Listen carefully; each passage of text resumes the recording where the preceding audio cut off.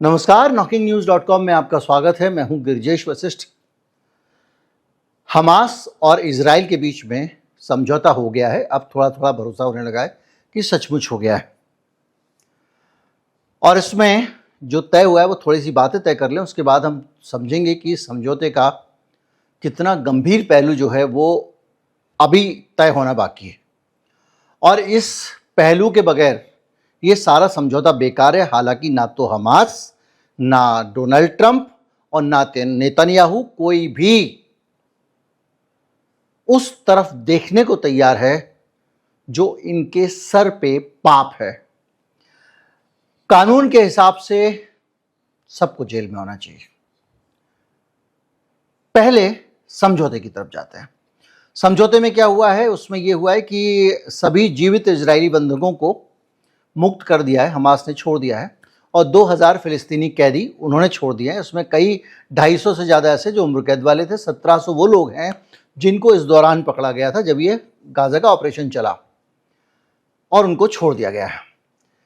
और इसके बाद में ट्रंप वहाँ गए, इजराइल की संसद में भाषण दिया, वाह वाह वाह वाह, वही सब ट्रंप की चपचाई शुरू हो गई और कार्यक्रम आगे बढ़ गया। अब बड़ा सवाल ये है कि ये जो हो रहा है, नोबेल प्राइज, ये सब ड्रामे हो रहे हैं, ठीक है। मुझे ये बताओ कि हमास के अपने 2000 लोग बंद हुए, गिरफ्तार हुए। हमास के कितने लोग मारे गए? कोई आंकड़ा किसी के पास है? किसी के पास कोई स्ट्रक्चर्ड आंकड़ा है? 2-4 ये कमांडर के नाम जो आ गए थे, उसको अगर छोड़ दें तो हमास के तो 2000 लोग छूट गए हैं भाई। और उसी तरह से नेतन्याहू के अपने पॉलिटिकल लोग कितने मारे गए। अब अगर हम इस पूरे मामले को शुरू से देखें तो 7 अक्टूबर 2023 को हमास ने 1200 इजरायली बेकसूर लोग मार दिए थे। 251 को उसने बंधक बना लिया था, और करीब करीब 67,000 लोगों के उधर मारे जाने की खबर है।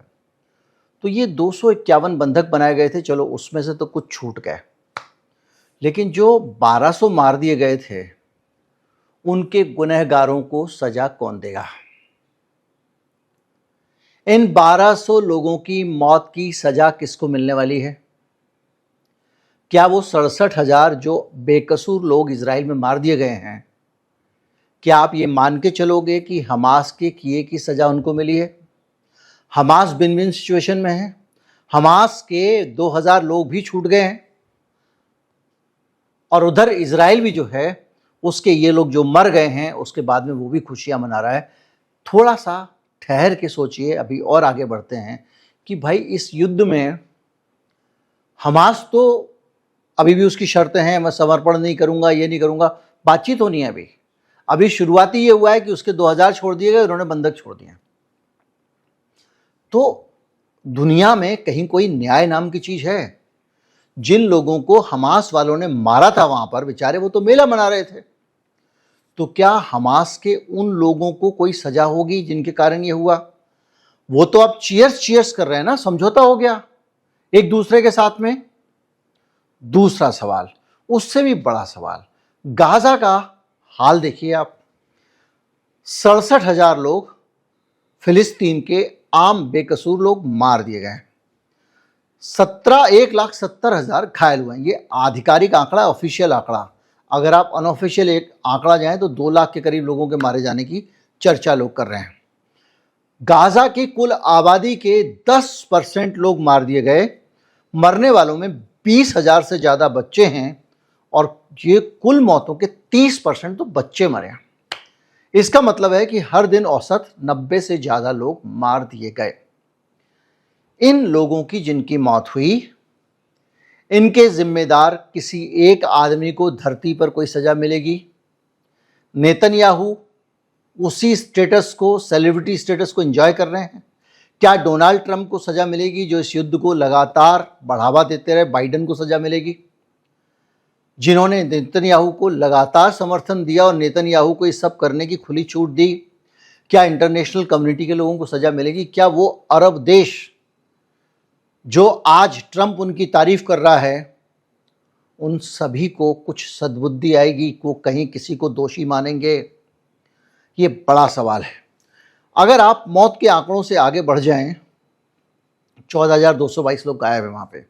हालत ये है कि पूरा जो इंफ्रास्ट्रक्चर था गाज़ा का, मैं आपको गाज़ा की तबाही होने से पहले का तस्वीरें डालता हूँ। भारत के किसी भी महानगर से बेहतर तरीके से बसा हुआ था गाज़ा। 4,36,000 घर टूट गए, करीब 92% घर नष्ट हो चुके, खंडर बन गए। उन घरों में जो 4,36,000 घर हैं, उसमें बढ़िया बढ़िया फ्लैट, बढ़िया बढ़िया बंगले, कोठियाँ, ऐश्वर्य सब कुछ रहा होगा। वो लोग, कोई हर आदमी वहाँ पर गरीब तो नहीं था। और ये करीब 92% लोग पूरी तरह से नष्ट हो गए। पूरा जो फिलिस्तीन का सांख्यिकी ब्यूरो है उसके अनुसार 1,90,115 इमारतें खत्म हुई हैं, जिसमें 1,02,067 पूरी तरह ध्वस्त हो गई हैं। केवल गाजा शहर में 83% बिल्डिंग नष्ट हो गई।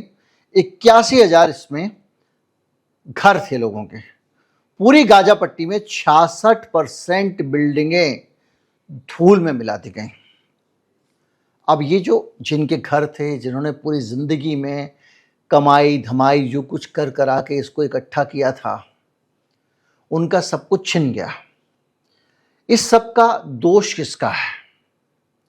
हमास का है, मान लीजिए। नेतन्याहू का है, मान लीजिए। ये दोनों तो मजे में, ये लोग तो समझौते का जश्न मना रहे हैं। और पूरी तरह से जो अरब देशों के, जो वहां के जो सत्ता प्रमुख हैं, जो अमेरिका की जेब में बैठे हुए हैं, वो भी इसके लिए कहीं कोई जिम्मेदारी तय करेंगे। और दुनिया में जब जब जहां जहां इसके लिए जिम्मेदारी तय की गई, ये भी हम आएंगे आगे कि कौन सी सजा इनको दी जा सकती है, कौन सी सजा मिल सकती है, उसको भी हम सामने आएंगे। हालत यह है कि करीब 90% आबादी बेघर हो गई, विस्थापित हो गई। आप दिल्ली में रहते हो, आपको मार मार के निकाल दिया गया और आप मेरठ में जाने को मजबूर हो गए। मेरठ में रहते हो, आप मुजफ्फरनगर जाने को मजबूर हो गए। कभी कहा गया सब साउथ गाजा में चलो, भैया चल दिए। सब कभी कहा गया सारे नॉर्थ गाजा में चलो, चल दिए। ये सब होता रहा पूरे समय। जो लोग, अच्छे खासे लोग बेचारे टेंटों में जीने को मजबूर, 10 बार से ज़्यादा लोग अपना घर छोड़ छोड़ के विस्थापित हुए हैं। इसकी सजा आज की तारीख में कौन किसको देगा? तुमने तो जश्न मना लिया, कुछ समय बाद पॉलिटिकल प्रोसेस में हमारा शामिल हो जाएगा, चुनाव भी जीत जाएगा हो सकता है, क्योंकि चुनाव अंतर्राष्ट्रीय कैसे, आजकल चुनाव में सरकारें दुनिया भर में कैसे बनती है दुनिया जानती है। इसी हमास की सरकार बनवाई थी इसी नेतन्याहू ने। तो क्या पता क्या होगा। सोचिए, 86.3% गाजा पट्टी पे सेना ने कब्जा कर रखा था और छोटे छोटे इलाकों में उनको धकेल दिया गया था। 1 किलोमीटर के इलाके में 35,000 लोग रह रहे थे,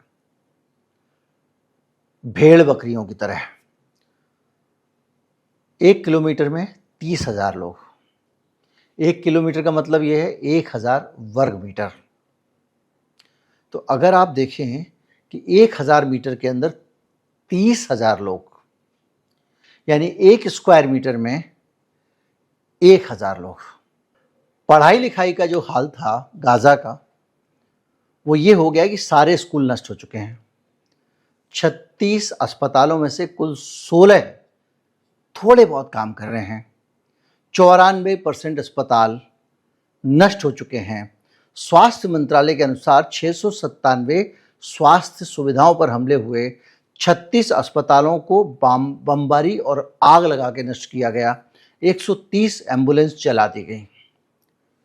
ये पूरी सिचुएशन के कोई तो जिम्मेदार होगा, या ये सारे लोग जो मारे गए, जो ये सब जो भुक्तभोगी लोग हैं, इनके गुनहगार कौन है? यानी आप दो लोग, वही मैं अक्सर कहता हूं कि सरकारें तो युद्ध करती हैं, भुगतती तो आबादी है और पब्लिक है। ये कैसा दहशत है भाई? आप अगर इसको देखें कि संयुक्त राष्ट्र कह रहा है कि गाजा शहर में अकाल आ चुका है, 5 लाख लोग, यानी गाजा की आबादी के एक चौथाई लोग भूखमरी की स्थिति में हैं, यानी 4 लोगों में से एक भूखमरी की स्थिति में है। और ये संख्या सितंबर तक 6,40,000 पहुंच जाने का अनुमान था। सैकड़ों लोगों की मौत कुपोषण या खाना लेने की लाइन में लगे थे, वहां पर उनको मार दिया गया। पहली बार मार्च के बाद वहां खाना पकाने के लिए ऑयल भेजा गया। 330 से ज्यादा वो लोग मार दिए गए जो संयुक्त राष्ट्र के कर्मचारी थे और वहां मानवीय सहायता देने के लिए गए थे।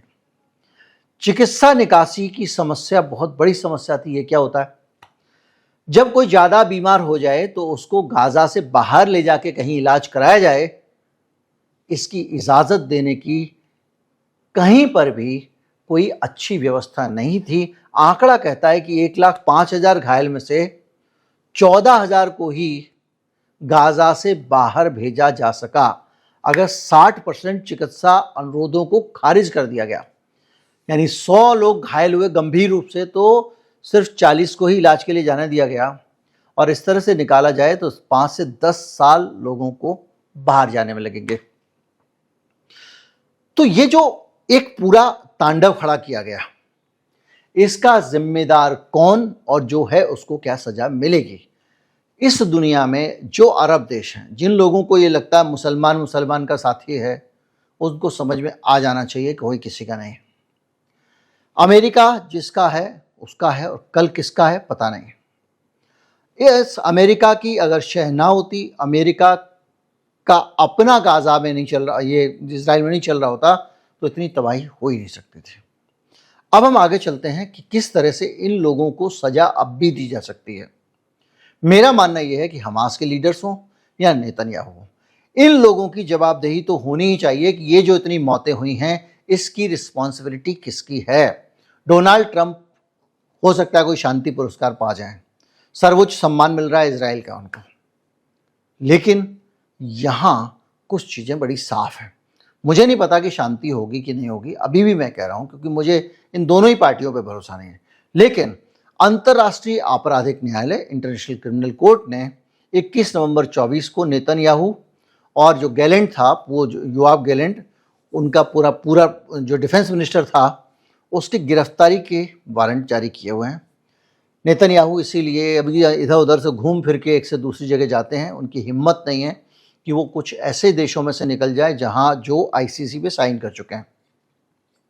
मानवता के विरुद्ध अपराध, उत्पीड़न और अमानवीय कृत्य का मामला उस आदमी के ऊपर चला। युद्ध अपराध, भूखमरी को युद्ध के हथियार के तौर पे इस्तेमाल करना, आईसीसी ने ये इसके ऊपर तय हुआ है। 125 देश जिन्होंने साइन किया, वो कानूनी रूप से बाध्य हैं कि नेतन्याहू अगर वहां से निकले या गैलेंट निकले तो उसे गिरफ्तार कर लिया जाए। लेकिन